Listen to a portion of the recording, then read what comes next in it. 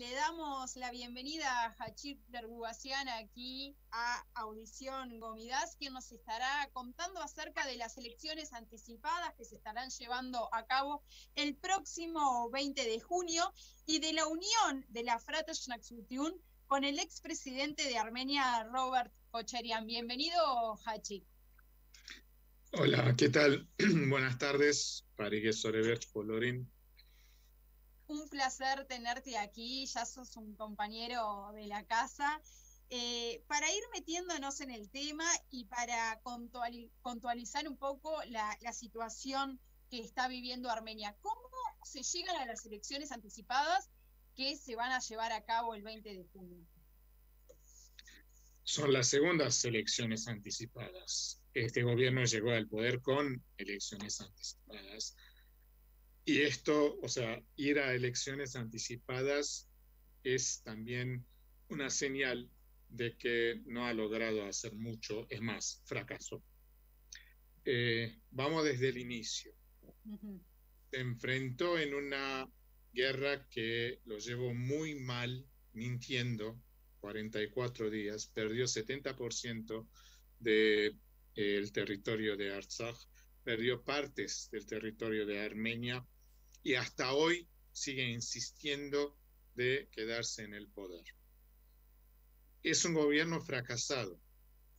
En cualquier otro país normal, en cualquier democracia medianamente desarrollada, en cualquier gobierno donde el sentido de honor, ¿no? Esas palabras que en general no se usan en la política, pero tienen su peso, de respeto hacia, sino a sí mismo, estoy hablando ahora del primer ministro o quien ocupa el lugar del primer ministro, sino hacia el Estado que representa, tal fracaso llevaría inevitablemente a la renuncia, a la creación de una comisión de investigación para explicitar lo que pasó durante la guerra. Nigor Pashinyan no lo hizo. Insistió en quedarse en el poder sobre la base de un electorado que todavía lo sigue, y es todo un tema de investigación sociológica, filosófica, histórica, lo que quieran, pero lo sigue todavía, es un hecho. Insistió y ahora va a estas elecciones porque no le queda otro, porque hubo una resistencia en la calle, empezó un movimiento que no logró desplazarlo antes como se debería. Y él probablemente hizo sus cálculos de que necesita otras elecciones. La gran pregunta es qué viene después de las elecciones.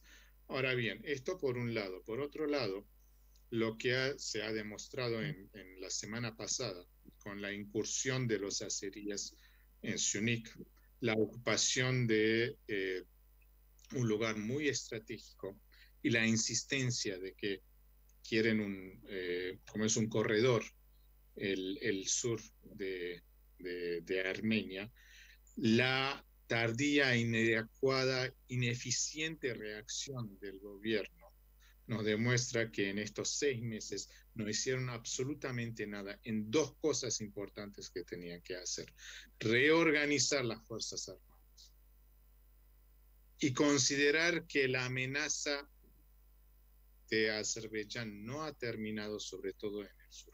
No lo hicieron. No lo hicieron, ahora insisten en ir a las elecciones. Lamentablemente, el frente opositor no logró juntar una gran coalición contra el gobierno.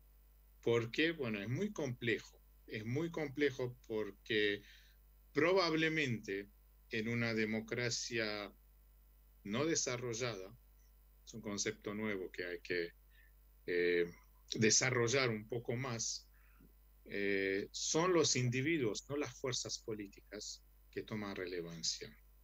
Y hoy si vemos cuáles son las fuerzas que compiten o que van a competir el 20 de junio, probablemente hay más, pero voy a nombrar 5, casi seguro.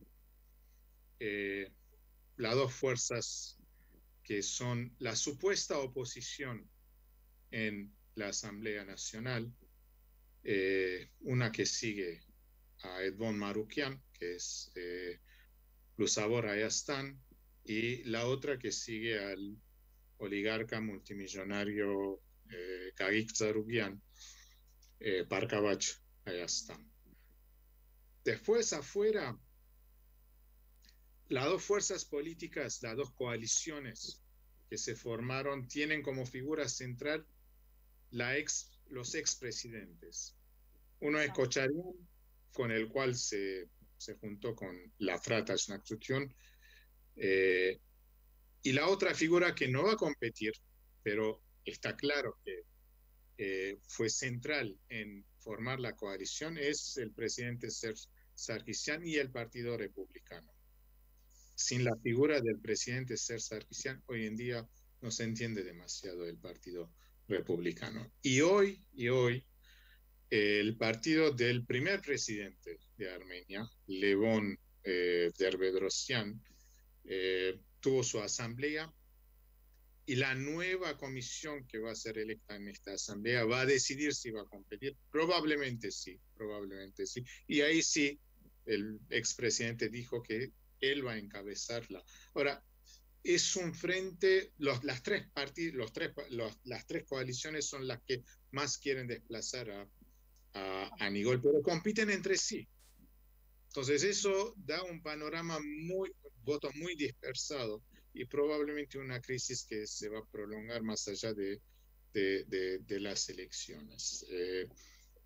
Hasta ahora, y sobre la base de las encuestas, pocas encuestas que existen en Armenia, porque tampoco hay esa cultura de encuestas, de saber qué piensa la gente, cómo evoluciona, no existe, digamos. Por eso dije una democracia no desarrollada. Probablemente también un Estado que no terminó de construirse a pesar de los 30 años que pasaron. Según estas encuestas preliminares, Pashinyan sigue teniendo una base de 30% más o menos, le sigue Kocharian, pero el individuo Kocharian con 6%, y después vienen los otros, pequeños.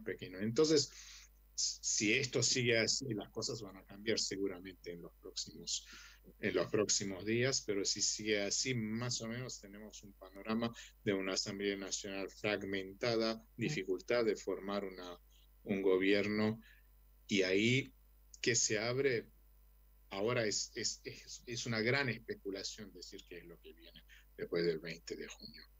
Hachik, con respecto a la unión, a la coalición entre la Frata Shnaksutyun y Robert Kocharian, ¿cuál es la postura de la Frata Shnaksutyun? ¿Por qué se une a Robert Kocharian?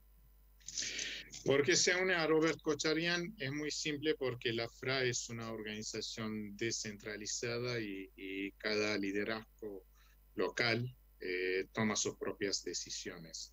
En este caso es el órgano máximo de la organización de la FRA en Armenia, que es el Karakoy Marmin, que ellos decidieron. ¿Por qué decidieron? Podemos simplemente razonar teniendo en cuenta una excooperación importante, fructífera en su momento con Robert Kocharian. En 2003 la FRA entró en un gobierno de coalición con Kocharian. Hubo diferencias, no a todos convencía la figura de Kocharian, pero hoy en día, si hay una figura opositora a Nigol Pashinyan, es Kocharian, y hay un factor adicional que hay que tener en cuenta. Es muy difícil hoy en día hablar de una soberanía nacional de Armenia. Es un país dependiente, y como consecuencia de estos ineptos que hace 3 años están en el poder, esa dependencia después de esta guerra es mucho más profunda que en el pasado. Entonces, la realidad geopolítica de Armenia nos dice que inevitablemente el factor de Rusia en el Cáucaso es condicional para Armenia. independientemente de nuestra voluntad. Ahora, la pregunta que se queda a hacer, ¿quién de los dirigentes en Armenia tiene mayor capacidad, mejor conocimiento para negociar con Rusia lo que es el interés nacional armenio? Porque con estos, el interés nacional armenio se reduce al discurso, a las relaciones públicas y a la ineptitud de tener una visión geopolítica. Por eso perdimos. Hachik, ¿cuál es el programa de gobierno que propone Robert Kocharian? ¿Y cuál también es la postura de la FRA ante esto? No tenemos todavía puntos específicos del programa, todavía no se negoció, supongo. Está la declaración de la conformación de esta coalición, y ahí fundamentalmente es desplazar esto a Nikol Pashinyan, tratar de consolidar lo que es la unidad nacional y hacer frente a las amenazas azeri. Ahora, por supuesto, queda toda la pregunta de cómo sería, cómo se desarrollaría una política económica inclusiva, y ahí surgen grandes dudas, considerando de lo que fue la época de Kocharian, una economía que se desarrolló, la mejor época del crecimiento económico en Armenia, que no se tradujo en una más o menos equitable redistribución del ingreso, por eso generó mucha grieta, una polarización social fenomenal en Armenia, que sirvió a Nikol Pashinyan en 2018. Lo tergiversó, lo hizo una grieta, como nosotros acá en la Argentina decimos, una grieta política. Ahora, ¿cómo se va a resolver esto? Es una gran pregunta. ¿Cómo se hace? Bueno, por supuesto, no es solamente teórico todo lo que podemos especular ahora sobre la economía. Se necesita realmente una visión de economistas, de gente que entiende del tema. Algo es cierto, que en 3 años no supieron atraer ningún capital en Armenia, y al contrario, ahora no tienen ningún plan, salvo un discurso vacío. Estoy hablando del gobierno de Pashinyan, que habla de un crecimiento de 2 cifras para 2021. Ahora, ¿realmente puede ser así? ¿Puede ser con qué? ¿Con qué elementos? ¿Qué? No saben. No saben. Entonces, es el tema más importante, quizás después de enfrentar lo inmediato, lo esencial, que es la amenaza a la existencia de Armenia, de la seguridad nacional de Armenia, de parte de Azerbaiyán.